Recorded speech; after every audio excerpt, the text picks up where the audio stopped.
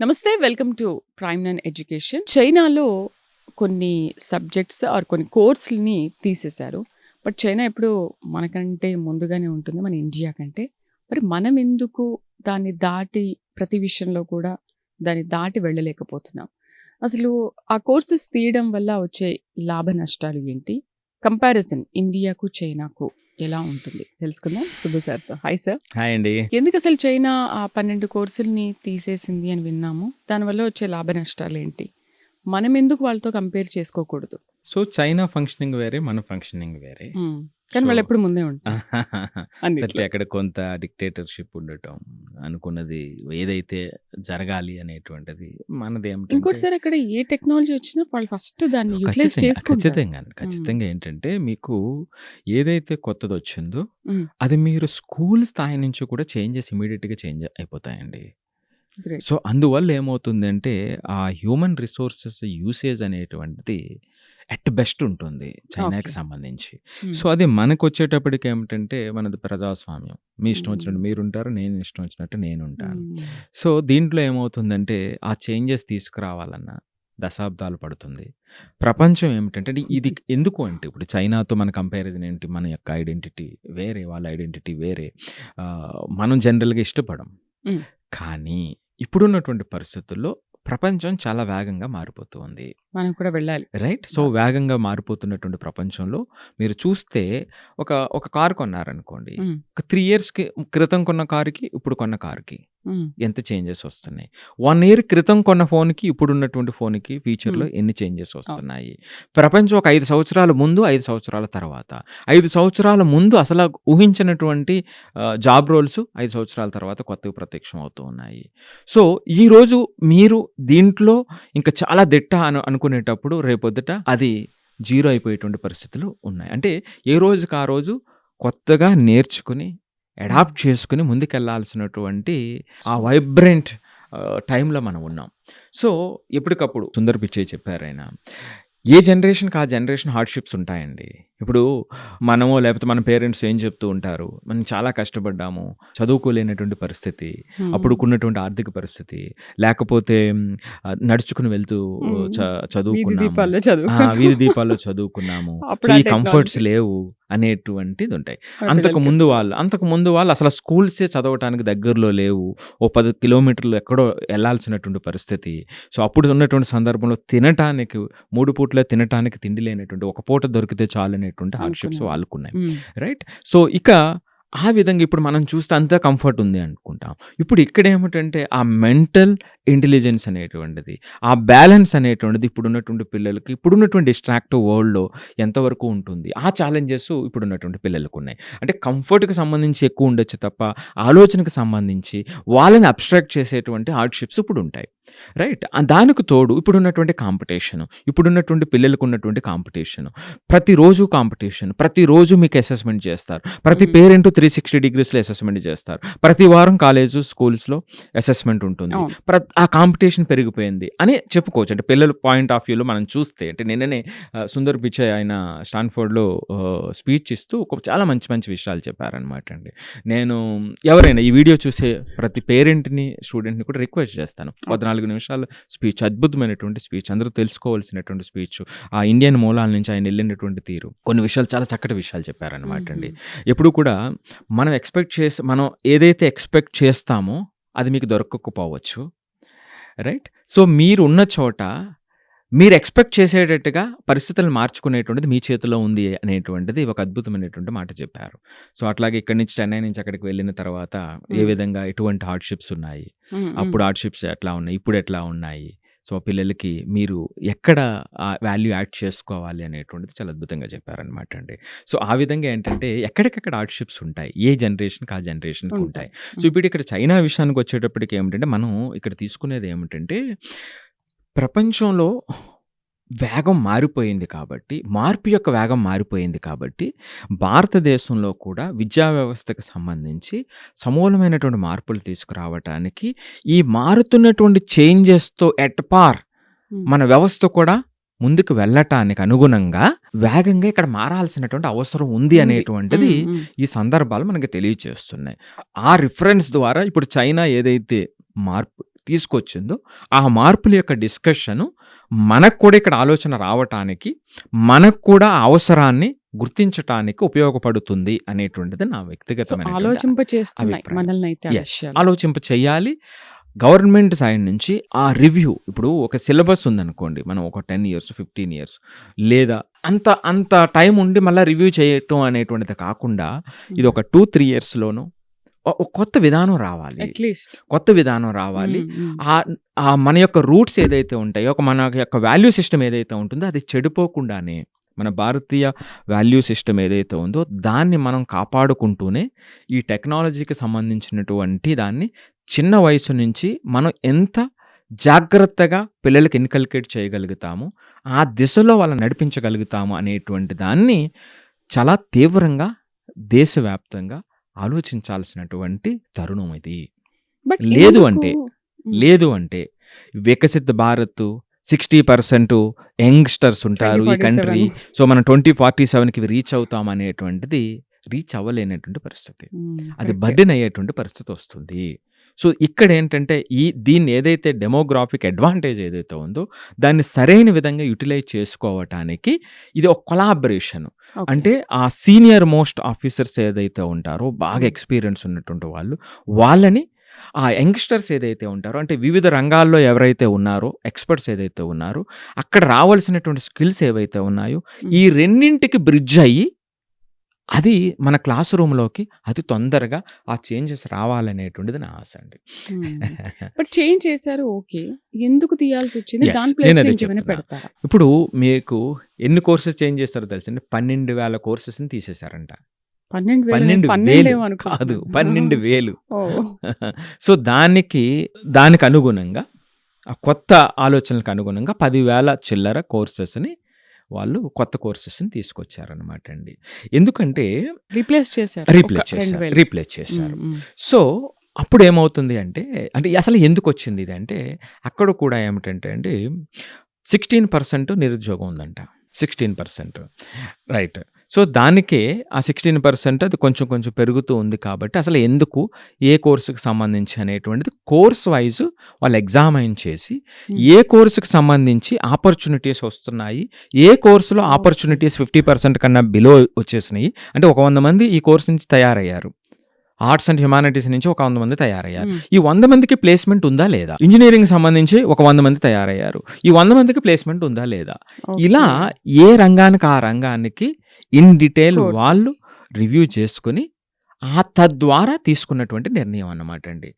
So దీనివల్ల ఏమిటంటే ఆ కోర్సు చదివినటువంటి పిల్లవాడికి భరోసా ఇవ్వాలి, కోర్సు అయ్యేటప్పటికి నీకు ఈ ఆపర్చునిటీ ఉంది అనేటువంటిది వీళ్ళ యొక్క ఉద్దేశం.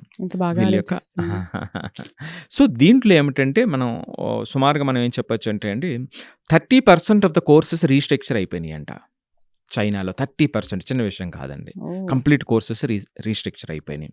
సో అట్లాగే డిగ్రీకి సంబంధించినటువంటి కోర్సెస్లో సుమారుగా 1670 కోర్సెస్ ఏదో డిగ్రీస్కి సంబంధించినటువంటివి, వీటిని కంప్లీట్గా రీవ్యాంప్ చేసేసారు. సో ఇలా సమూలమైనటువంటి చేంజెస్ చేయటం అనేటువంటిది ఇక్కడ చైనాలో జరిగినటువంటిది. మరి దీనికి సంబంధించి అసలు ఈ చేంజెస్లో ఏ రంగాలు బాగా ఎఫెక్ట్ అయినాయి, అంటే ఏ బ్రాంచెస్ బాగా ఎఫెక్ట్ అయినాయి అనేటువంటిది ఆసక్తికర విషయం అవుతుంది కదండి. అది కదా ఇంపార్టెంట్ విషయం. సో దీనికి సంబంధించి ఒక 4 చాలా ఇంపార్టెంట్ విషయం అన్నమాట అండి.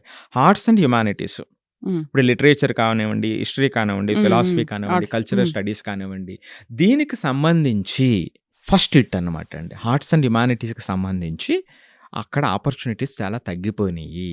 సో అనేటువంటిది first important point. Second one ఏమిటంటే ఫారెన్ లాంగ్వేజెస్. సో ఫారెన్ లాంగ్వేజెస్కి చాలా డిమాండ్ ఉండేది ఇది వరకు 15-20 సంవత్సరాల క్రితం. మీకు ఒక 2-3 ఫారెన్ లాంగ్వేజెస్ మీకు తెలుసుంటే పరిస్థితి వేరే, ఆ ఎక్స్పర్టీజ్ ఉంటే, రైట్. సో ఇప్పుడు మారిపోయినటువంటి ప్రపంచంలో అది సెకండ్ బిగ్ హిట్ అన్నమాట అండి, సెకండ్ది. ఇక థర్డ్ది ఆశ్చర్యపోయేటువంటిది మేనేజ్మెంట్ ప్రోగ్రామ్స్.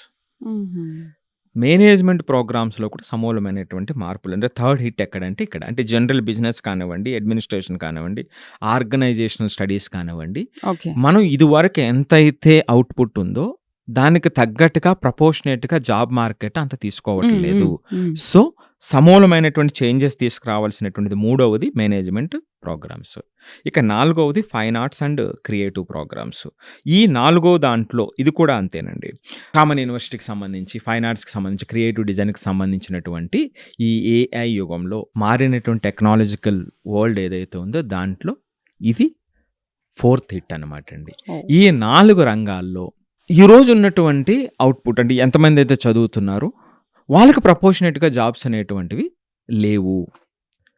సో, ఇక్కడ తగ్గించాలి ఇప్పుడు అనేటువంటిది వాళ్ళు ఆ కోర్సులు తీసుకోవడం మానేసి దానికి తగ్గట్టుగా ఇంకో కోర్స్ యెస్. ఏది ఉంటే అది అంటే తీసుకోవాలి. ఎగ్జాంపుల్ అంటే చాలా డీటెయిల్డ్‌ది ఉంది. నేను ఒక చిన్న ఎగ్జాంపుల్ చెప్తా. అంటే ఇప్పుడు మీరు ఇందాక మనం ఆర్ట్స్ ఫస్ట్‌ది ఏమనుకున్నాం ఆర్ట్స్ ఆర్ట్స్ అండ్ చూసుకున్నాం. హ్యుమానిటీస్‌కి సంబంధించి చేసుకున్నాం హ్మ్. ఇక్కడ.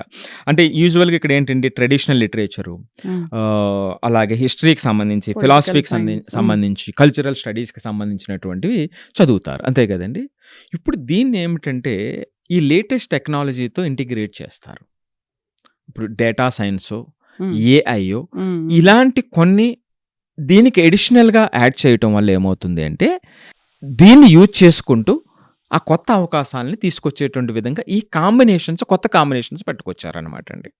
ఇప్పుడు అంటే హిస్టరీకి సంబంధించినటువంటి డేటాని వాల్యూ చేస్తూనే, హ్మ్.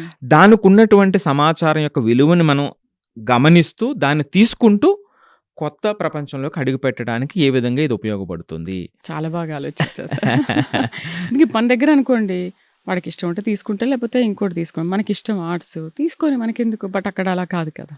అంటే సూపర్. ఇప్పుడు ఇక్కడేంటి ఆ కల్చరల్ స్టడీస్ ఉంది. హ్మ్. ఇప్పుడు దీనికేమిటంటే ఆ సైకాలజీ ఏదైతే ఉంటుందో, ఆ సైకాలజీని యాడ్ చేస్తారు. ఓకే.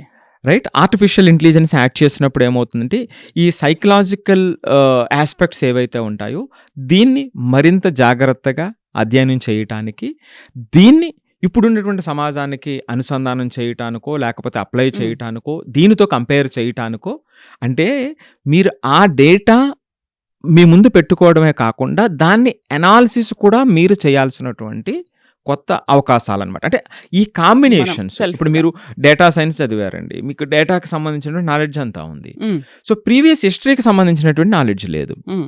రైట్? ఈ 2 కలిసినియి అనుకోండి. హ్మ్. దానికి రావాల్సినటువంటి అవుట్‌పుట్ ఇప్పుడు ఉపయోగపడవలసినటువంటి అవుట్‌పుట్ కొంత ఉండొచ్చు. అవును. సో, ఈ విధంగా అంటే జస్ట్ ఒక చిన్న అర్థం బా చేసుకోవడానికి చెప్పారు. చిన్న ఎగ్జాంపుల్ అన్నమాట అండి. హ్మ్. సో, ఈ విధంగా ఉన్నటువంటి ఓల్డ్ కోర్సెస్ ఏదైతే ఉందో, అక్కడ బాగా సీట్స్ గానివ్వండి, ఆ కోర్సెస్‌ని రిస్ట్రిక్ట్ హ్మ్. చేయటమే కాకుండా, దానికి ఈ కొత్త వాటిని టెక్నాలజీని యాడ్ చేసి, ఓకే. వాటి యొక్క కొత్త ఆబ్జెక్టివ్స్‌ని డిఫైన్ చేసి సమాజానికి ఉపయోగపడేటువంటి విధంగా చేసినటువంటి విధానం అన్నమాట అండి. చాలా సో, ఇప్పుడు బాగుంది. మేనేజ్‌మెంట్ కోర్స్ ఉంది. మేనేజ్‌మెంట్ కోర్స్‌లో ప్యూర్ మేనేజ్‌మెంట్ లేదా ఫైనాన్స్ అంటారు, లేకపోతే మార్కెటింగ్ అంటారు, లేదా స్ట్రాటజిక్ ఎకనామిక్స్ మేనేజ్‌మెంట్ అంటారు. ఇలా రకరకాల విభాగాలు ఉంటాయి. ఉంటాయి. సో, ఇవి థియరిటికల్ నాలెడ్జ్. హ్మ్. దీనికి అడిషనల్‌గా ఏంటంటే ఇప్పుడు టెక్నాలజీని కూడా అనుసంధానం చేసి, హ్మ్. ఇప్పుడు ఒక ఫైనాన్స్ చేస్తునేటప్పుడు ఆ ఫైనాన్స్‌కి సంబంధించినటువంటి ఇన్‌సైట్ ఆ ఎంబీఏ పూర్తయినటువంటి పిల్లవాడు సంపాదించాలి అన్నట్లయితే, దానికి ఇప్పుడు ఉన్నటువంటి టెక్నాలజీలో ఉన్నటువంటి టూల్స్ ఏమిటి? దీన్ని ఏ విధంగా అర్థం చేసుకోవాలి? అనే నాలెడ్జ్ ఏదైతే కొత్త నాలెడ్జ్ వచ్చిందో, ఓకే. దీన్ని కూడా దానికి యాడ్ చేస్తారన్నమాట అండి. సో, తద్వారా ఏమిటంటే ఆ కొత్తగా ఆ కోర్స్‌ని రీడిజైన్ చేశారు. చాలా మంచి డెసిషన్ తీసుకుందేమో సార్ చైనా. ఎందుకంటే ఖచ్చితంగా. అందరి ఖచ్చితంగా. లైఫ్‌లో కూడా మంచి హుహు. చేంజెస్ వస్తాయి. వాళ్ళకి నిరుద్యోగం అనే సమస్య ఉండదు. ఇకపైన కూడా పెరిగే అవకాశాలు కూడా ఉంటాయి కదా! ఖచ్చితంగా అండి. జాబ్. ఆ! మనం ఎందుకు ఆలోచించాం అలా? ఇక్కడికున్న మనకు భయమా రిస్ట్రిక్షన్స్, ఏంటి? ఇక్కడున్నటువంటి రిస్ట్రిక్షన్స్ ఇంప్లిమెంట్ చేయడానికి మనకున్న రిసోర్సెస్ తక్కువ. ఎందుకంటే మీరు బాగుందని చెప్పారు గదా! ఇక్కడ పెద్ద ఛాలెంజ్ చెప్తాను మీకు. హ్మ్. ఉన్నటువంటి వ్యవస్థలో రిసోర్సెస్‌ని మనం పంప్ చేయాలి. ఆ అది కొత్త ఫస్ట్. ఇన్‌ఫ్రాస్ట్రక్చర్‌ని పంప్ చేయాలి. మరి మన దేశం దేనికి ఎంత ఖర్చు పెడుతుందో తెలియనటువంటి పరిస్థితి. అంటే విద్య ఖచ్చితంగా మా ప్రయారిటీ అని చెప్తుంది. హ్మ్. అక్కడ హాస్టల్స్‌లో సరైన సరైనటువంటి ఫెసిలిటీ సౌకర్యాలు లేదు. ఉండవు. ఏవండి మధ్యాహ్న భోజన పథకం ప్రయారిటీ అని చెప్తారు. ఆ మధ్యాహ్న భోజన పథకం ఎవరైతే రన్ చేస్తారో వాళ్ళకి నెలవారీ ఎళ్ళాల్సినటువంటి చెల్లింపులు చెల్లింపులు చెల్లించక జరగవు. వాళ్ళు చెల్లింపులు జరగవు. తాళాలేసుకుంటున్నారు. తాళాలేస్తారు. హ్మ్. మరి ఇది ఎక్కడ నమ్మాలి చెప్పండి? అంటే ఒకసారి నేనేమంటానంటే నాయకులకి చిత్తశుద్ధి ఉండొచ్చు.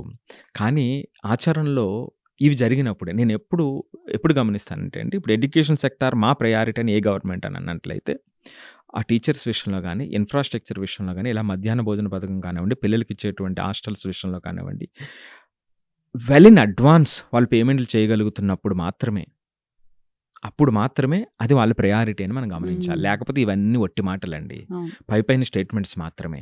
నెక్స్ట్ తర్వాత విషయం ఏమిటంటే, ఏదైతే అంటే నా దేశం అభివృద్ధి చెందిందని మనం ఎప్పుడు చెప్పుకోగలమైతే, ఈ ఏదైతే రంగాలున్నాయో వెల్ ఇన్ అడ్వాన్స్ వీళ్ళు చెల్లింపులు చేయగలిగితే, వెల్ ఇన్ అడ్వాన్స్ హ్మ్. చెల్లింపులు చేయగలిగినటువంటి పరిస్థితుల్లో అవును. ఆ రాష్ట్రాలు తయారైనప్పుడు, దేశం తయారైనప్పుడు మాత్రమే అభివృద్ధి చెందిందండి. లేకపోతే ఇవన్నీ కూడా కల్లబొల్లి మాటలు, అధికారంలో ఉండటం కోసం చేసేటువంటి వేషాలు తప్ప, ఇవన్నీ నిజాలు కాదు. వాళ్ళు మాట్లాడేటువంటివన్నీ కూడా అర్ధ సత్యాలు మాత్రమే. ఎంత ఇంటెన్షన్ అయినా ఉండండి, ఎంత చిత్తశుద్ధి ఉండనివ్వండి, ఎంత నిజాయితీ ఉండనివ్వండి. కానీ ఆచరణలో 50% అనేటువంటిది నేను చెప్పగలిగినటువంటి విషయం. సో, కంపారిజన్ విషయంలో వాళ్ళకి, మనకి. వాళ్ళకి ఇంకొక ఇంపార్టెంట్ విషయం చెప్తాను. ఇప్పుడు మనం ఆర్టిఫిషియల్ ఇంటెలిజెన్స్ అంటాం హ్మ్. కదండీ! హ్మ్. ఇక్కడ ఒక 9 యూనివర్సిటీస్‌తో ఒక కొత్త కోర్సు, ఒక ఇన్నోవేటివ్ కోర్స్ వాళ్ళు డిజైన్ చేశారనమాట అండి. ఎంబాడీడ్ ఆర్టిఫిషియల్ ఇంటెలిజెన్స్ అని. ఈ కొత్త కోర్స్ ఇది. ఓకే. ఏంటిది? దీని అర్థం ఏమిటి? ఇది ఎందుకిది? ఎందుకు వాళ్ళు దీన్ని బాగా అంటే ఇప్పటి నుంచే కాలేజెస్‌లో ఈ కోర్స్‌ను రన్ చేసి పిల్లల్ని ఎందుకు రెడీ చేస్తున్నారు అనుకునేటప్పుడు, ఆర్టిఫిషియల్ ఇంటెలిజెన్స్ అంటే అందరికీ అర్థమయ్యే విధంగా ఒకటి చెప్తాను. అది బ్రెయిన్. మనిషికి బ్రెయిన్. హ్మ్. సో, ఎంబాడీడ్ ఇంటెలిజెన్స్ అంటే బాడీ ఇవ్వటం అనమాట అండి దానికి. హ్మ్. అదే రోబోస్. మనం చూస్తాం హ్మ్. కదా! ఓకే. చైనాస్‌లో రోబోస్. సో, అది టచ్ చేయగలుగుతావి, సెన్స్ చేయగలుగుతావి, ఆలోచించగలుగుతాయి. సర్జరీ కూడా మనిషిలాగా చేస్తున్నాయి కదా! Robotic yes. సర్జరీ. సో, మనిషిలాగా ప్రవర్తించేటువంటి విధంగా తయారు చేయటానికి వాళ్ళిప్పుడు కొత్త కోర్సెస్ రన్ చేస్తున్నారు. ఎంబాడీడ్ ఆర్టిఫిషియల్ ఇంటెలిజెన్స్ అని చెప్తున్నారనమాట ఓహ్! దాన్ని. మనకంటే సో ఇంకా సో, ఆ ముందున్నారు. బ్రెయిన్‌కి బాడీ ఇవ్వటం. Body and brain. సో, అంటే ఒక రోబో ఏదైతే ఉందో అది ఒక మనిషి ఏ విధంగా అయితే సెన్సెస్ ఉంటాయో 5 హ్మ్. సెన్సెస్, ఆ హ్మ్. సెన్సెస్‌ని కూడా దానికి అందించటం అనేటువంటిది ఇప్పుడు జరుగుతున్నటువంటి కొత్త కోర్సెస్, కొత్త రీసెర్చ్ అన్నమాట ఓహ్ అండి. My God! సో, ఇది అంటే ఇలాంటి కొత్త చేంజెస్ క్లాస్ రూమ్‌లోకి తీసుకురావటానికి వాళ్ళు తీసుకొస్తున్నటువంటి ప్రయత్నం అన్నమాట అండి ఓహ్! ఇందులో. పిల్లలకి. సో, ఇందాక మీరడిగినట్టుగా ఈ ఛాలెంజెస్‌లో మరొక అతి ముఖ్యమైనటువంటి ఛాలెంజెస్ అంటే మనం ఎందుకు చేయలేకపోతున్నాం అనేటప్పుడు ఇన్‌ఫ్రాస్ట్రక్చర్ మనం అక్కడికెళ్ళిపోయాం మళ్ళా గవర్నమెంట్ చిత్తశుద్ధి మీదకెళ్ళిపోయాం. టీచర్స్ ట్రైనింగ్ అండి. ఓకే. ఆ టీచర్స్ రీట్రైనింగ్ అనేటువంటిది చాలా చాలా ఇంపార్టెంట్. ఇప్పుడు ఆ కొత్త టెక్నాలజీ టీచర్స్‌ని ఇప్పుడు మనం ఒకటి చెప్పమంటారా? గవర్నమెంట్‌లు ఇప్పుడు విద్యా వ్యవస్థ బాగుపడాలంటే మొట్టమొదట చేయాల్సిందేంటో చెప్పమంటారా? వాళ్ళు ఎంత ఖర్చు పెట్టగలిగితే, ఎంత అవకాశం ఇవ్వగలిగితే అంత అవకాశం టీచర్స్‌కే ఇవ్వగలగాలండి. ఓకే. టీచర్స్‌ని రెడీ చేయాలి. ఎప్పుడైతే ఆ బయట ప్రపంచం చాలా వేగంగా వెళ్ళిపోతుందో, ఆ టీచర్స్‌ని ఇన్సెంటివ్స్ ఇవ్వటం కానివ్వండి, వాళ్ళు మెంటల్‌గా రెడీ చేసి కొత్త టెక్నాలజీని అర్థం చేసుకునేటువంటి అవకాశాన్ని, ఆ రిసోర్సెస్‌ని దేశవ్యాప్తంగా ఉన్నటువంటి టీచర్స్‌కి అందించగలిగినప్పుడు మాత్రమే ఆ ఫలాలు కిందకి జరుగుతాయి. హ్మ్. అందుకే ఇప్పుడు క్లాస్ రూమ్‌లో చిన్న క్లాస్ రూమ్‌లో అంటే ఈ హై స్కూల్ స్థాయిలో ఎందుకు డిఫరెన్స్ వచ్చేస్తుందో తెలుసా అండి? ఈ పిల్లవాడు అడ్వాన్స్‌గా ఉంటాడు. టీచర్ ఏమో 20, 30 సంవత్సరాలు వెనక ఉన్నటువంటి పాఠాలు అవునవును. చెప్తాడు. పిల్లవాడేమో రాబోయేటువంటి 10 సంవత్సరాలను చూసి వీడు నడుస్తూ ఉంటాడు. అందుకే లిటరల్లీ ఈ రోజున క్లాస్ రూమ్‌లో పెద్ద డిఫరెన్సు టీచర్స్‌కి, స్టూడెంట్స్‌కి ఉండాల్సినటువంటి ఆ రిలేషన్ లేదండి. నిజం ఇది నిజం. సార్, ఈ ప్రాబ్లమ్ అనేది అన్ని రంగాల్లో ఉంది. అన్ని రంగాల్లో ఉంది. అక్కడ మరీ ఎక్కువుందండి. వాళ్ళేమో ముందుకెళ్ళిపోతూ ఉంటారు. మనం ఇంకా ఆ! వెనకబడే ఉంటాం. సో, ఇది జరుగుతున్నటువంటి ఇదన్నమాట అండి. కాబట్టి ఆ టీచర్స్ రీట్రైనింగ్ అనేటువంటిది చాలా చాలా ఇంపార్టెంట్.